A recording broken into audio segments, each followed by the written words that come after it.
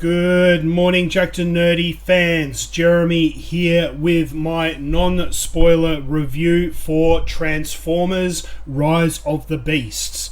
Before I jump into that review, if you haven't done so already, make sure you hit that subscribe button. That way you guys never miss out on a video. And if you do enjoy our content, please make sure you give this video a thumbs up. That is the biggest metric that YouTube uses to push our videos out to other users and to promote our channel. So please, by all means, give these videos a thumbs up. That would be greatly appreciated. Now, with that out of the way, Transformers Rise of the Beasts. So, just a little bit of a background. The original Transformers movies, the Michael Bay ones, with Tyrese and Shia LaBeouf, that came out in the early 2000s or mid 2000s. They came out at the best time for me. I was earning my own money. I had disposable income. I could get out on my own, go see movies and things like that. And I absolutely loved these films. They took me back to my childhood. I loved the action. I loved the special effects. So definitely the first and second Transformers films, again done by Michael Bay, I absolutely loved. Then, as they started moving into the third and the fourth one, I started to fall off a little bit. I still enjoyed the third one, but not as much as the first two. But then the fourth one, was definitely a big miss for me, and everything that they did after that just got progressively worse and worse and worse. So I didn't have really high expectations for this film. Mind you, I haven't gone to see a Transformers film in quite a while at the movies. I think Bumblebee I still actually haven't seen, so I do need to go back and watch Bumblebee because I have heard really good things about it.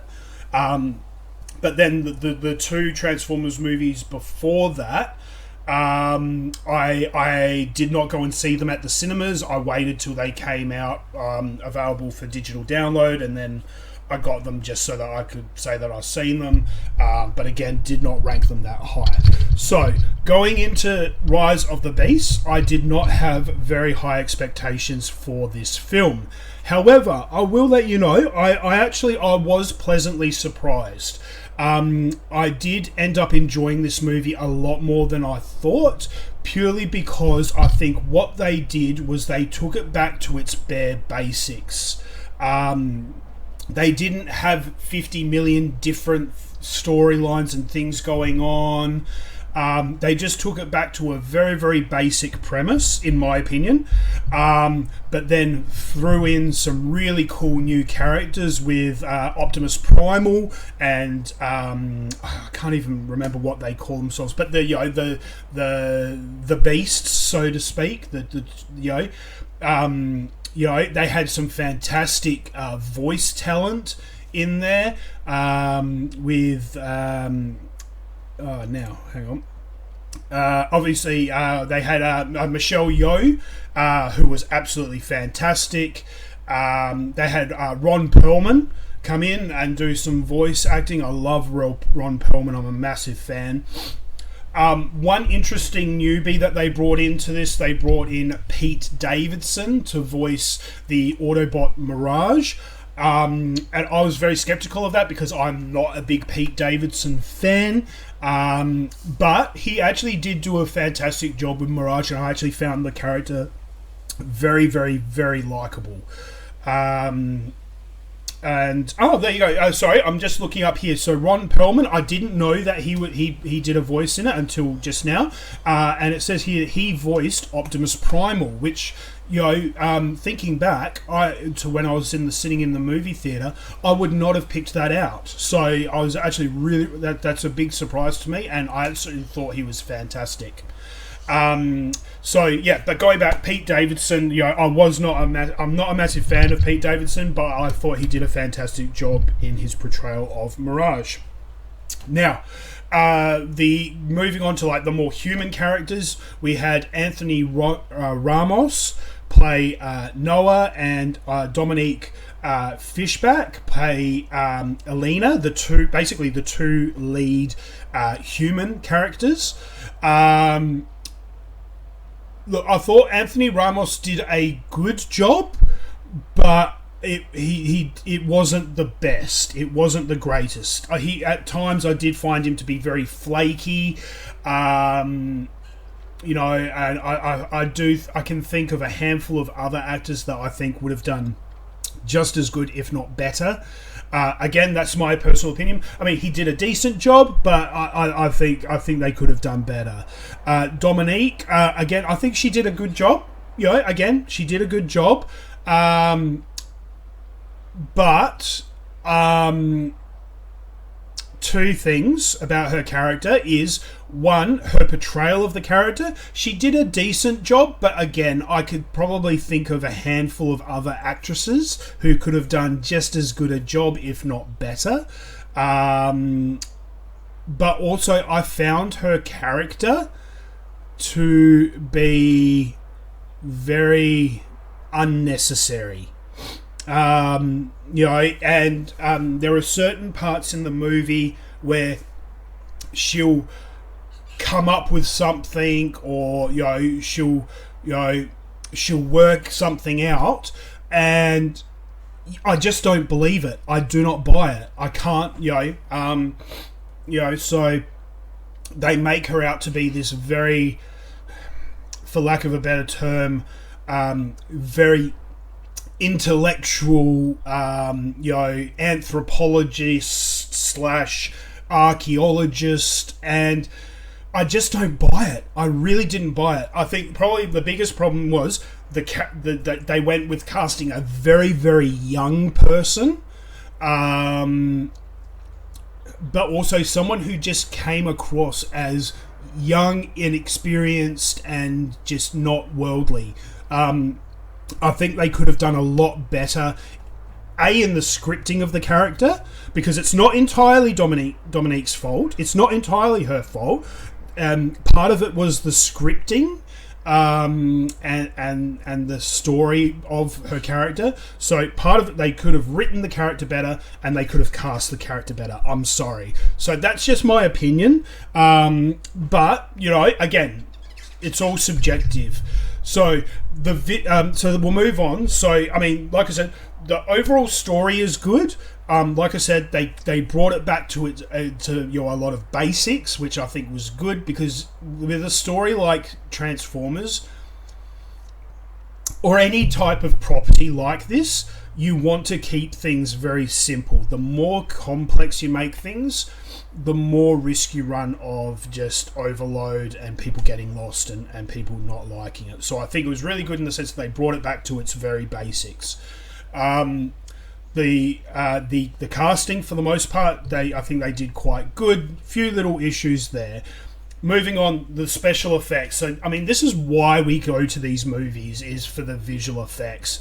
And look, time and time again, they absolutely blow my mind with the visual effects that they do in these Transformers movies. Absolutely incredible. Not for a moment did I see something and think, nah, that's not real. That's obviously CGI. Everything you see in this, you could be mistaken for thinking it was real life. Now, if you saw my review of The Flash, you saw me take the complete opposite approach. In The Flash, the CGI and the special effects were that poorly done that it was completely obvious that these things were not real, not happening in real life, and it completely took me out of the film and set the whole film up, in my opinion, for a higher rate of failure. Transformers is the complete opposite. In my opinion, they are almost the epitome of visual effects and how visual effects should be done. In my opinion, flawless. I'm not apart from that fact that these are giant alien robots, which obviously, okay, I mean, until I see in real life giant alien robots, I'm going to assume they don't exist. But, so obviously that part is, not believable, but the visual effects is that good that you buy into the story and you believe that these things could actually happen. So, story, casting, visuals.